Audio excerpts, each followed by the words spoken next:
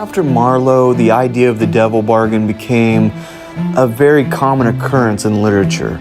But the next big splash comes from none other than Johann Wolfgang von Goethe. Goethe was born on August 28th in 1749 in Germany, in Frankfurt very specifically, and his parents were extremely wealthy. His father was an avid book collector, and his passing time he amassed over 2,000 books. And in the day, this was a considerably sizable fortune. And young Goethe spent most of his time reading these books with great tenacity and ambition. With the avid reading of this book collection, Goethe became an early prodigy or sort of young genius, so to speak. And then also another occurrence took place in young Goethe's life, that there was a tragic and absolutely outstanding earthquake that took place in Lisbon.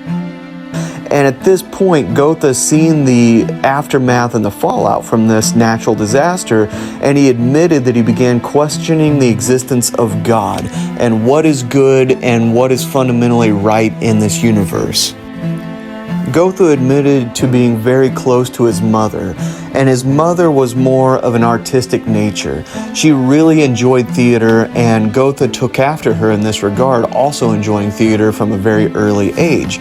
She would also make up various fairy tales to tell her children at night, and Goethe admitted that this was an extremely influential practice to his overall imagination and his later cultivation of his artistic skills. Very early on, Goethe became homeschooled, and his father spared no expenses with hiring the best tutors to educate his child, furthering his genius and opening up his mind to new cultures, ideas, and concepts. And at the age of 10, Goethe showed a severe talent for writing poetry. His tutors took note of this and fueled his fire of inspiration. His parents also seemed to advocate for his talent and said that he needed to pursue this talent of poetry.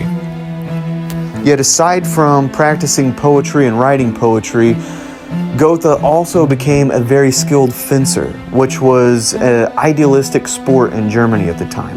He also became a fanatical horseback rider, and he also took on some very artistic type activities as well, painting, but he also began mineral collecting, and he became a skilled cello player as well.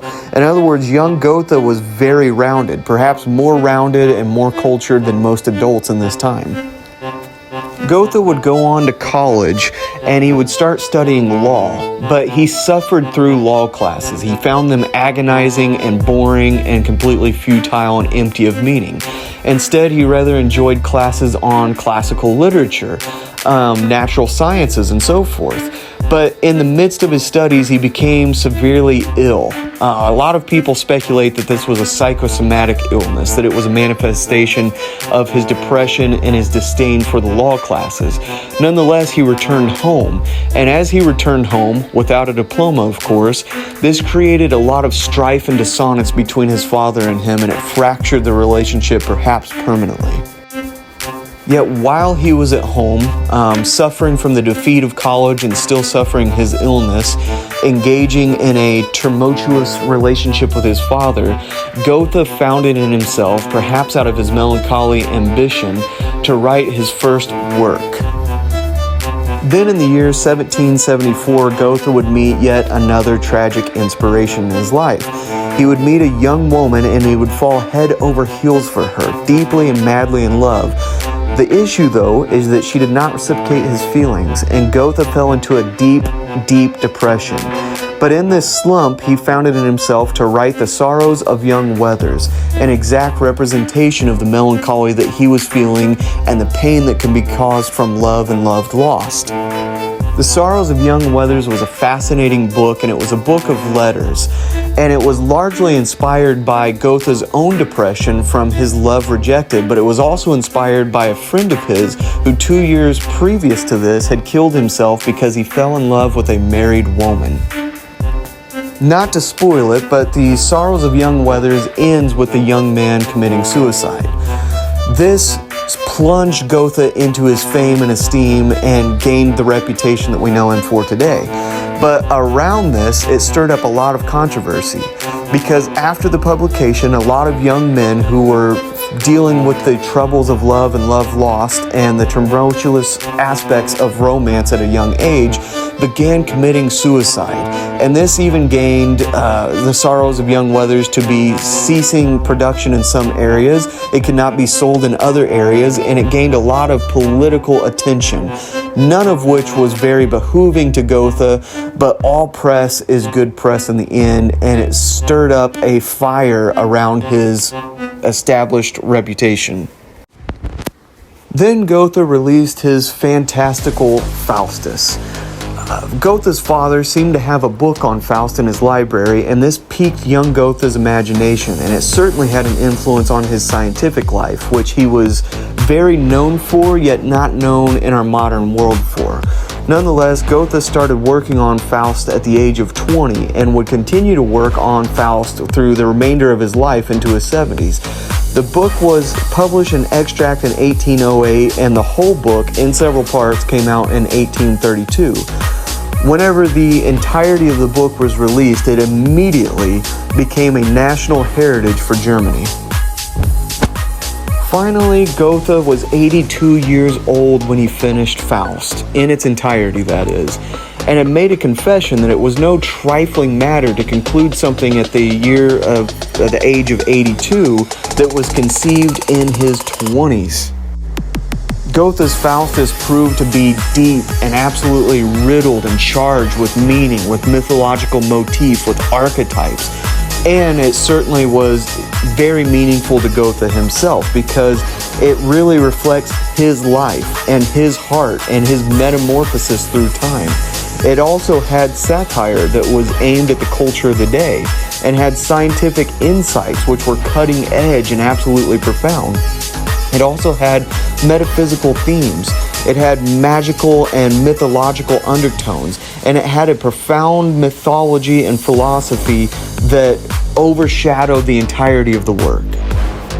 Yet even in light of such profound natural things, Goethe found in himself to litter little light-hearted, scattered memoirs throughout the entirety of the work, little bits of comedy and satire and sensationalism.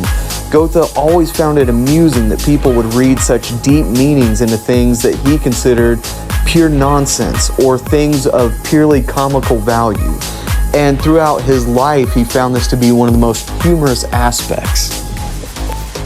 In Kaufmann's introduction to Goethe's Faustus, we see exactly how down-to-earth and relatable Faustus actually is. Kaufmann argues that though it is poetic and though it is full with mythological motifs and profound ideas, the idea of Faust is to be relatable and to be understandable, i.e. it should be presented in down-to-earth language and comprehensible to the average person.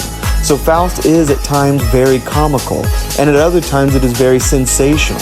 It is supposed to be relatable and readable. It is supposed to reflect the overall totality of human existence with its highs and lows, its mundaneness, and its profoundness. It is not a tragedy, however. Nietzsche argues this point, saying that overall the story bears nothing that we could call an actual tragedy. And this is, of course, a very German type thing to do. It is dark, it is melancholic, but it is also a beautiful artwork. It shows the beauty in the horrors. It shows the sublime in the treachery. It shows the blessings in heresy. It shows the opposition. And in the end, the devil does not get Faustus' soul. In other words, most devil stories end in this way, that the devil captures the soul of the person he made a bargain with. But the devil is outmaneuvered and he is lied to. And in this way, Faustus somehow is redeemed. Now, in Goethe's version of Faust, Faust definitely represents, on an emotional level, Goethe himself.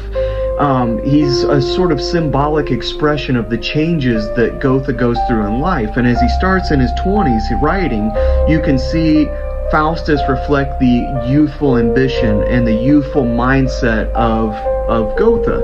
But as Goethe keeps writing into his 80s, Faustus follows this sort of transformative aspect, this evolution.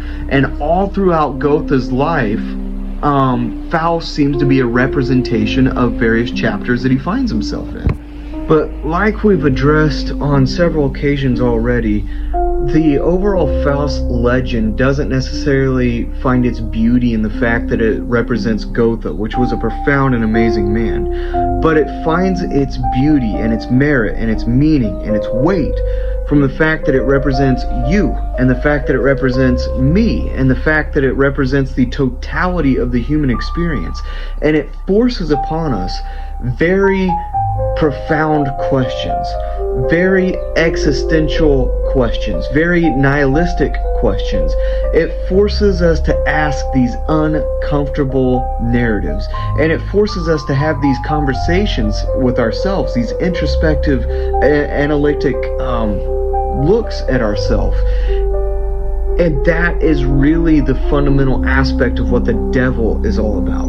That is where we find the meaning coming from Mephistopheles in the Faust legend. And it forces upon us one of the most significant questions that we could ask. Is this character, Mephistopheles, which is called a demon and is called the devil, is he actually bad? Is he evil?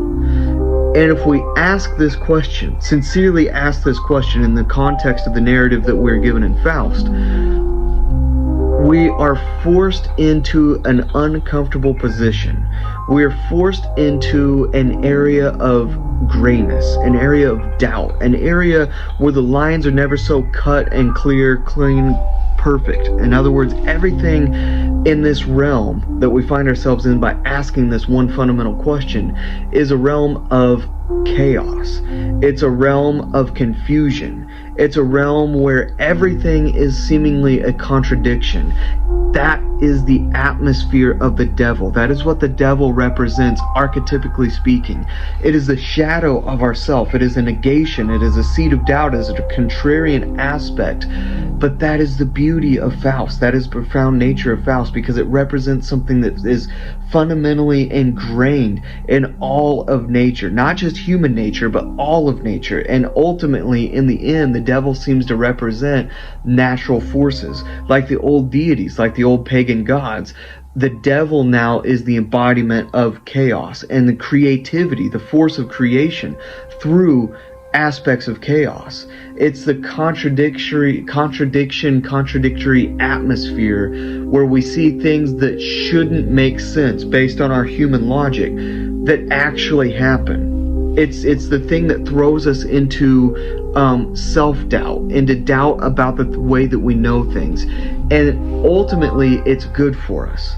Ultimately, it's a beautiful aspect because it forces us to question ourselves.